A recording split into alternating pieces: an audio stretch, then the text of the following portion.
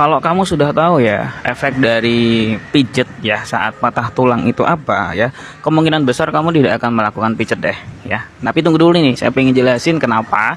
Makanya simak videonya sampai akhir, dan buat yang masih jalanin faktor dan masih dapetin informasi faktor yang berkesinambungan ya, nanti bisa dibantu follow aja, saya sharing setiap hari, semoga nanti bisa bermanfaat. Nah, sambil kita bantu sharing ya dari Kak User sekian nih. Kak, aku patah tulang kecil di tangan kiri dan udah dipijat tapi bengkak, itu nggak apa-apa Kak? Nah ini nih ya, saya pengen sharing ini ya.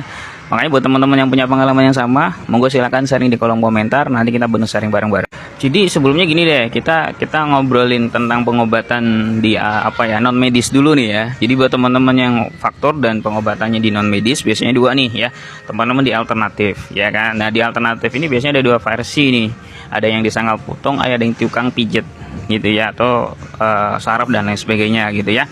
Nah selama ini yang saya temui, untuk teman-teman yang pengobatan di alternatif, khususnya untuk pembenahan dan reposisi tulang ya, biasanya ke sangkal putung teman-teman. Karena kalau di sangkal putung itu minim banget pemijatan, biasanya malah lebih ke arah reposisi tulangnya aja.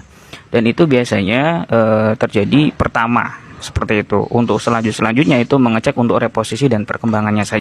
Artinya kalau misalnya teman-teman pengobatan terus habis itu kok sering dipijat, sering ditarik-tarik lagi, atau mungkin sering ada penekanan ya, coba dikonfirmasi ke inilah lah, maksudnya ke terapisnya gimana posisi tulangnya.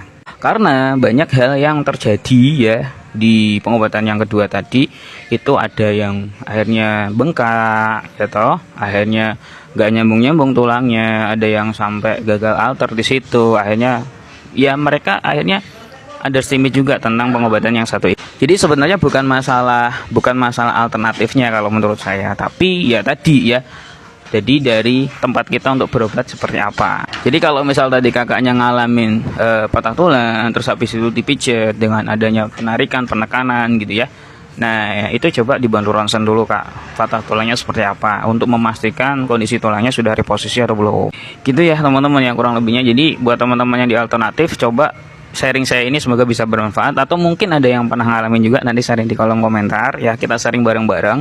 Tujuannya buat apa? Buat ketika teman-teman yang lain yang masih berobat di alternatif juga ya, bisa ada gambaran seperti itu gitu ya. Semoga videonya bermanfaat, dan pastinya buat teman-teman yang masih pengobatan di alternatif maupun di medis, nutrisi itu penting banget ya untuk pemulihan faktor. Jadi buat kalian yang masih nyari nutrisi untuk tulang ya, kalsium dan lain sebagainya, nanti bisa ngobrol dulu sama saya, nanti kita bantu rekomendasi nutrisinya seperti apa ya. Ngobrolnya di mana? Ada nomor biasa di bio, nanti kita ngobrol dulu di sini gitu ya teman-teman ya. Semoga videonya bisa bermanfaat ya, sampai ketemu di video berikutnya.